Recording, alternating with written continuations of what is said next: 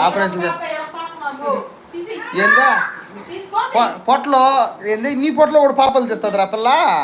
అట్ట మలుకోరా ఏ కాలు అట్ట పెట్టించురా పొట్టలో చూడండి పొట్టలో పాపలు తెస్తుంది మా మా మాంగి తీసేమ్మా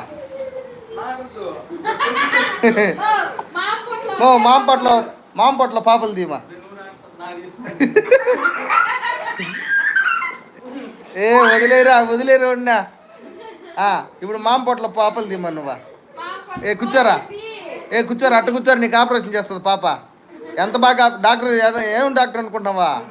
నీకు ఆపరేషన్ చేసి చూసినావా ఏం చేసిందా బండి బేగాలి కడుపులో పెట్టేసే